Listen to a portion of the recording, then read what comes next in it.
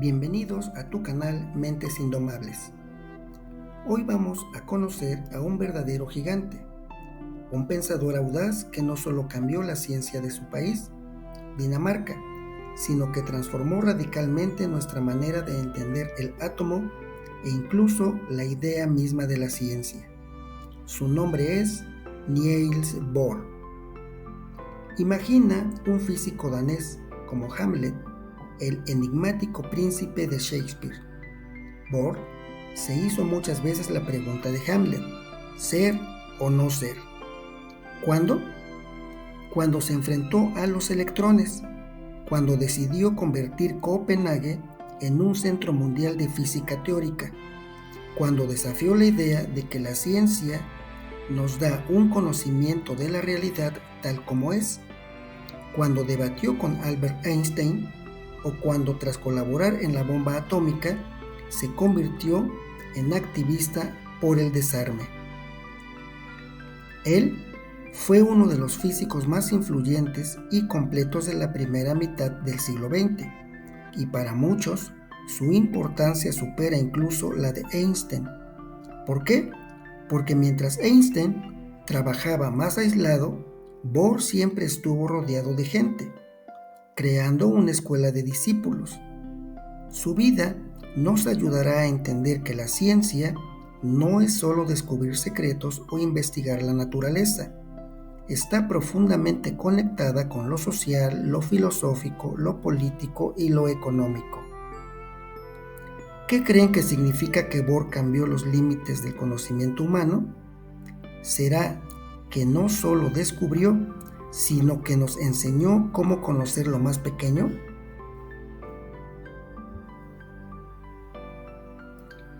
Niels Bohr nació en Copenhague en 1885 en una familia acomodada e intelectual. Su padre era catedrático en la Universidad de Copenhague y su madre fue una de las primeras mujeres danesas en ir a la universidad. Imaginen su casa como un foro de discusión informal, donde se reunían catedráticos de física y filosofía, y donde a los pequeños Niels y su hermano Harald, un brillante matemático y futbolista e incluso olímpico, se les permitía escuchar y hasta contribuir. Desde niños, la curiosidad era parte de su vida. En 1903, Niels entró a la Universidad de Copenhague a estudiar física. En ese tiempo, la física en Copenhague tenía serias carencias. Solo un catedrático, sin aparatos para prácticas ni laboratorios. ¿Saben dónde hizo Bohr su único trabajo experimental de toda su vida, con el que ganó una medalla de oro? En el laboratorio de su padre, en casa. A partir de ahí, se dedicó por completo a la física teórica, un campo que buscaba leyes y regularidades en la naturaleza, usando la intuición y matemáticas avanzadas para unificar fenómenos diversos. ¿Les parece que en un entorno con menos recursos puede fomentar más la creatividad y el pensamiento crítico? Para entender la revolución de Bohr, debemos viajar un poco atrás, a principios del siglo XX. Los electrones eran un descubrimiento reciente, pero ¿quién descubrió el átomo y el electrón? Aquí hay un detalle importante. Los descubrimientos científicos suelen ser procesos largos, con muchas personas involucradas, no un solo momento mágico.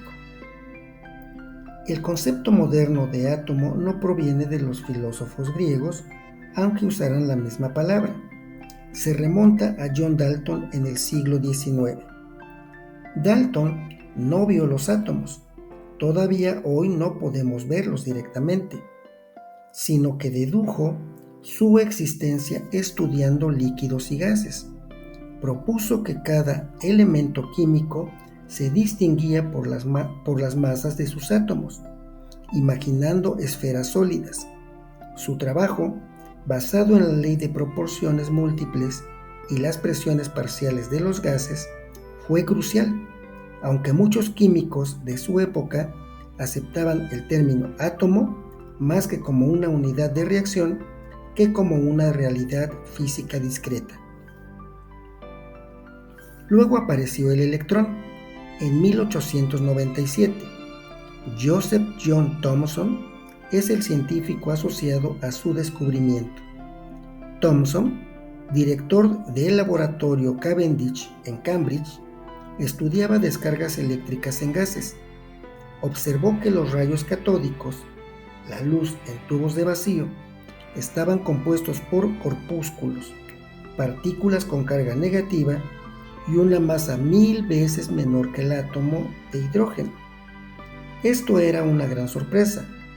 Thomson concluyó que este corpúsculo, que hoy llamamos electrón, era un componente universal de todos los átomos. Si los átomos eran indivisibles, eso significa átomo en griego. ¿Qué contradicción semántica apareció con el descubrimiento del electrón? Thomson, con su idea del átomo de pudín de pasas, una esfera de electrificación positiva con electrones negativos incrustados, intentó explicar cómo los electrones estaban organizados, pero su modelo tuvo un problema fundamental: la inestabilidad del átomo debido a la radiación de los electrones.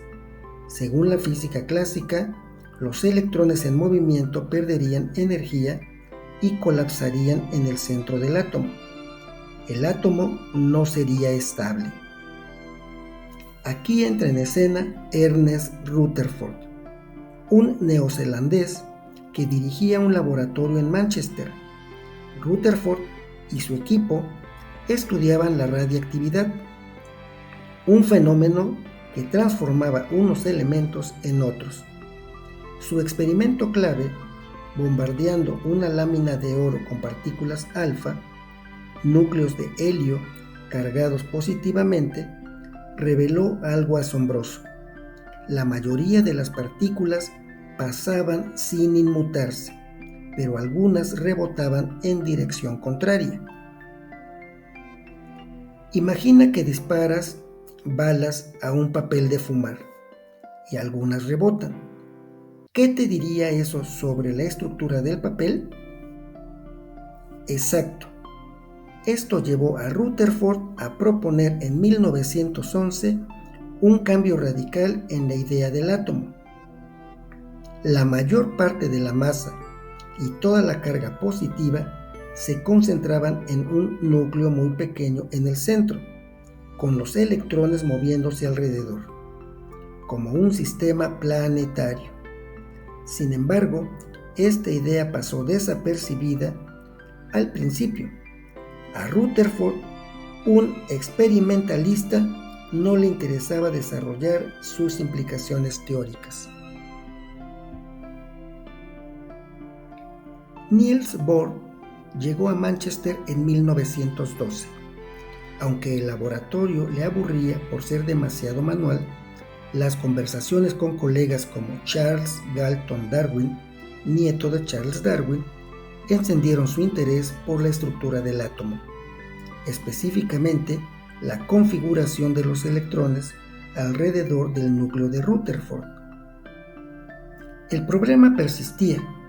Si los electrones se movían a gran velocidad para no caer en el núcleo, ¿por qué no perdían energía por radiación? Y si el átomo emitía luz, espectros, con frecuencias discretas, como rayas paralelas en una placa fotográfica, ¿por qué no un continuo de luz si los electrones se frenaban? Aquí es donde Bohr dio su golpe de genio en 1913.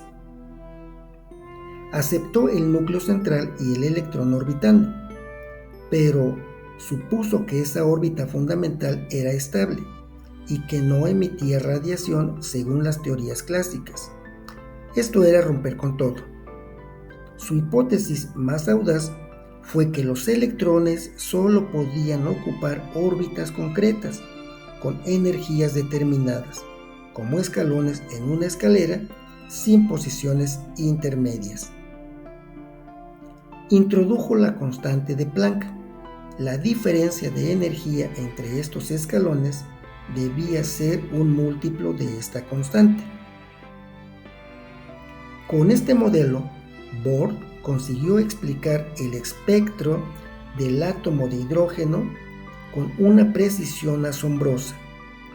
Cada línea en el espectro correspondía al salto de un electrón de una órbita excitada a una inferior, liberando el exceso de energía como luz. ¿Qué tan radical era esta idea?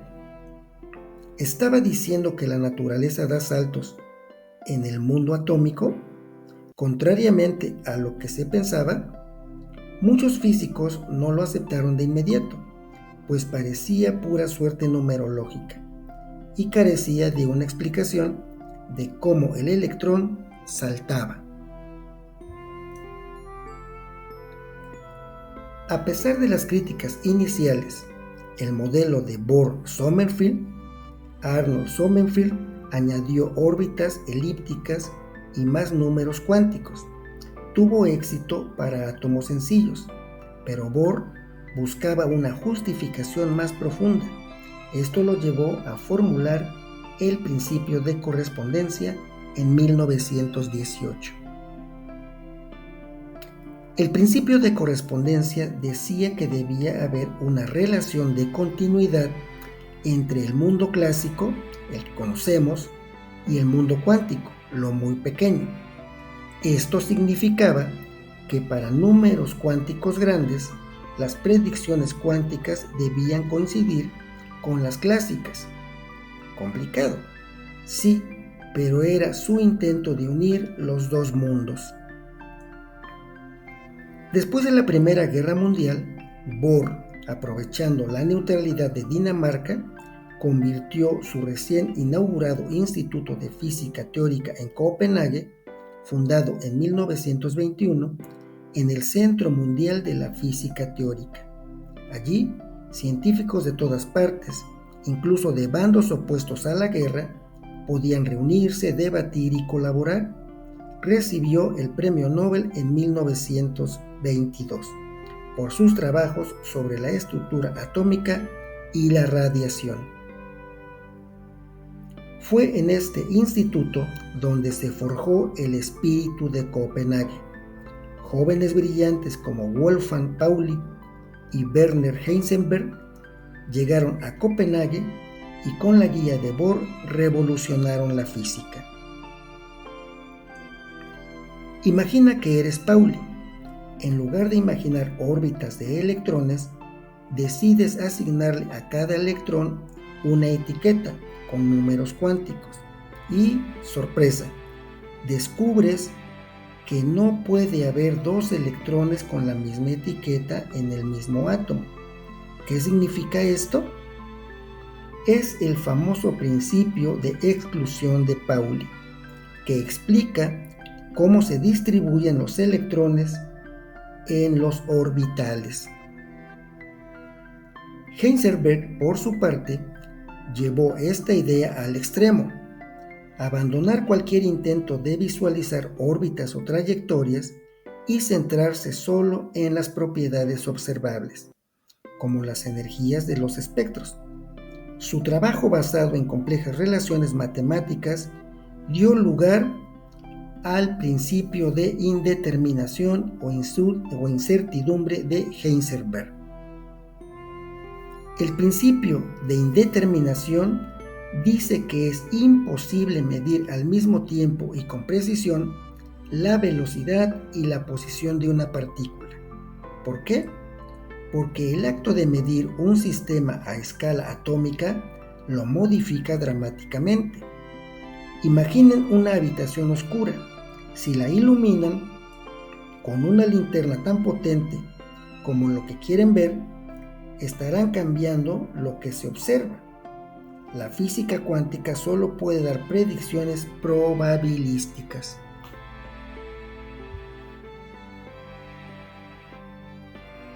Este carácter probabilístico e indeterminista de la nueva física fue el principal punto de conflicto con Albert Einstein. La famosa frase de Einstein, Dios no juega a los dados, resume su rechazo. Para él, la indeterminación de la mecánica cuántica era una limitación, un signo de nuestra ignorancia, no una propiedad intrínseca del mundo. Él creía que la ciencia debía aspirar a conocer la realidad objetiva tal como es. El debate entre Bohr y Einstein, que se dio en congresos como los famosos congresos Solvay en Bruselas, fue más que científico, fue filosófico. ¿Qué es y qué debe ser la ciencia? Para Einstein, una causa siempre produce el mismo efecto, causalidad determinista. Para Bohr, la contingencia, la posibilidad de que algo suceda o no, era intrínseca al mundo atómico y la medición misma afectaba el sistema. Esto llevó a su principio de complementariedad. Conceptos como onda y partícula son complementarios, no incompatibles, y la descripción física es relativa al sistema experimental. Si mides el aspecto de onda, no puedes medir el aspecto de partícula al mismo tiempo, y viceversa. Ambas son válidas, pero solo en su ámbito. ¿Crees que es posible conocer la realidad objetiva si el acto de observar la cambia? ¿O debemos conformarnos con conocer el resultado de nuestras observaciones, como decía Bohr? En la década de 1930, el átomo se llenó de nuevos habitantes. Se sabía que el núcleo propuesto por Rutherford contenía protones, partículas positivas, pero ¿cómo podían estar los protones tan juntos sin repelerse? ¿Y de dónde salían los electrones de la radiactividad beta? Electrones muy energéticos, si no estaban en el núcleo. Aquí aparecieron dos nuevas partículas en 1932. El neutrón, una partícula sin carga eléctrica, con masa similar a la del protón, descubierta por James Chadwick en Cambridge. Su existencia cambió radicalmente la imagen del núcleo, formado por dos protones y neutrones. El positrón, el electrón positivo, predicho por Paul Dirac y descubierto experimentalmente por Carl David Anderson, en los rayos cósmicos, la existencia de positrones mostró que las partículas pueden crearse y aniquilarse transformándose en energía. La pregunta de dónde salían los electrones beta si el núcleo solo tenía protones y neutrones fue respondida por Pauli con la propuesta del neutrino, una partícula neutra y casi indetectable, y luego formalizada por Enrico Fermi en su teoría de la desintegración beta. También se propusieron nuevas fuerzas para explicar la unión nuclear, como la del mesón de Hideki y Yukawa. El Instituto Bohr se volcó en la física nuclear, incluso construyendo aceleradores de partículas, no solo para la investigación fundamental, sino también para producir isótopos radiactivos con fines médicos, como marcadores en tejidos, gracias al trabajo de George D. Hevesy. En 1938, en el Instituto de Bohr, la investigadora Lizzie Meitner, junto a Otto Hahn y Fritz Strassmann, se dio cuenta de que al bombardear uranio con neutrones, no creaban elementos más pesados, sino que rompían el núcleo por la mitad. Habían descubierto la fisión nuclear. ¿Qué creen que significa esto justo antes de la Segunda Guerra Mundial? La Segunda Guerra Mundial cambió la ciencia para siempre. El régimen de Hitler persiguió a científicos por motivos raciales y políticos a partir de 1933.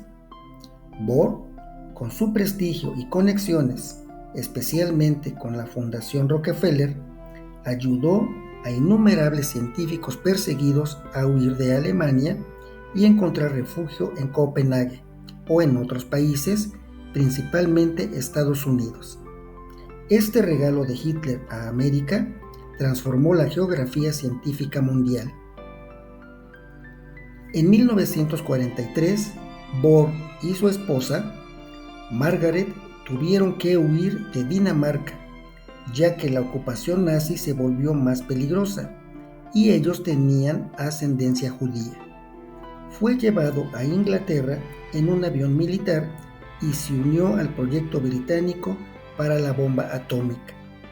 Luego se trasladó a Estados Unidos, al proyecto Manhattan, para la construcción de la bomba atómica.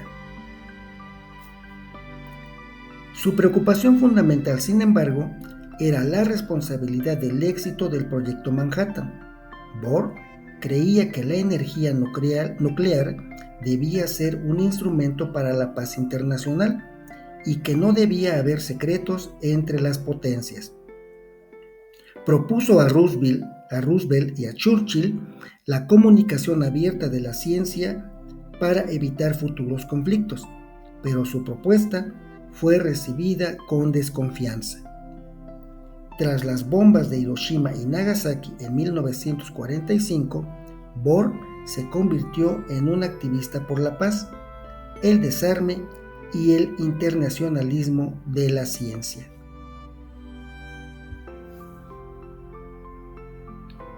Niels Bohr murió en 1962 en Copenhague. La sociedad danesa lo consideraba como una segunda familia real. Su Instituto de Física Teórica pasó a llamarse Instituto Niels Bohr en 1965. Su legado va más allá de sus teorías. Nos enseñó que la ciencia es un proceso complejo, dinámico y profundamente humano. La frase de Bohr, cada frase que pronuncio debe entenderse no como una afirmación, sino como una pregunta, resume su espíritu. Él nos invitó a cuestionar, a explorar los límites del conocimiento y a entender que en el misterioso mundo cuántico, a veces la verdad y la claridad son complementarias. Si te gustó este video y la información que contiene, te invito a suscribirte, a darle like, apoya al canal para que sigamos compartiendo más información de ciencia. Nos vemos en el próximo video.